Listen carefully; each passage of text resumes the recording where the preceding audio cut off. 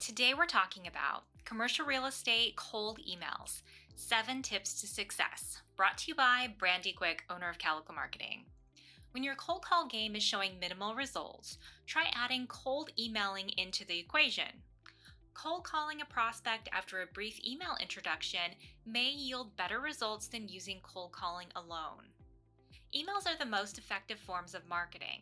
When emailing those who are not familiar with you or your services, craft a catchy but informative subject line and a very concise message.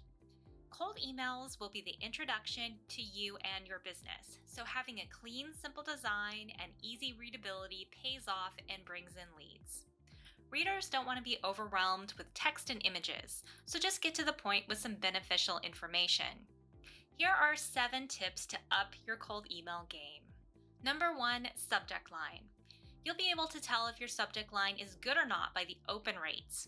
A poor open rate means that it's time to change your subject. Weirdly, some of the best open rates only have 3 to 4 words. Using the person's name or company name also has high open rates. So some examples might include John, increase tenant retention, or JBR Investments, have any vacancies? Lindsay, tour new offices. Try out some different short titles featuring the name of your prospect or their company name and see how it works out. Tip 2, don't introduce yourself.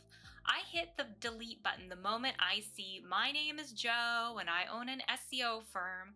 I already suspect what they want from me and I'm moving on. Instead, to get more leads from your cold emails, just get right to the point with a pain point. So tip 3, open with a pain point that's troubling your prospect. This doesn't have to be something that's thrown in their face. Address a pain point that someone else is feeling. The subtle cue is that you have helped a similar company or a similar person with a similar problem. Here are a few ideas that you can use in your campaign.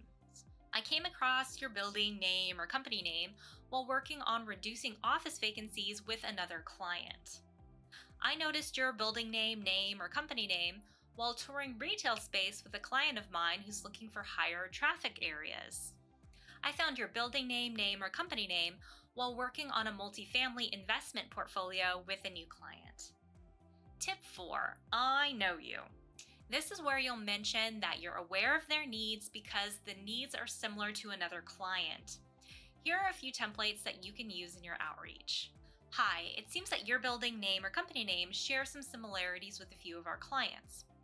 Or if you want to take a more personal touch, you can research exactly what they do to prove that you've done your homework. So for instance, it looks like your portfolio is mainly retail buildings. From the outside, your portfolio shares some similar qualities with some of my other clients. Tip 5, show how the pain point is resolved. If you can, using numbers here is a big hit. Here are some examples. Recently, we filled office vacancies for a client that will generate $500,000 in revenue over the next year. And we use this strategy to fill vacancies for their retail properties as well. Or you can use something like, I recently helped a client find a better location for their retail space and increase store traffic by 30%. Or you can use something like, recently I helped diversify an investor's multifamily investment portfolio to include 3 retail and 2 industrial properties. Tip 6, a call to action. If you don't close with a clear request, people don't know what you want. Also, response rates are higher when you close with a question like, click here for the free download, and then you have a link to the download. Does this download help answer any of your questions? Or you can use something like, see article about whatever subject that you're writing about. Does this article help you answer any of your questions? Or are you open to having a quick chat? Or something like, does your investment portfolio need to generate more income? Ending the email with asking a question is a great way to get more responses. Tip number 7, is it too salesy? If you sit back and look at the cold email and wonder, is this too salesy? It probably is. Throw it out and start over again. Think of this as a client requesting that you write to their friend. It's a referral, but you've never spoken to this person before. It's best to keep things simple and brief.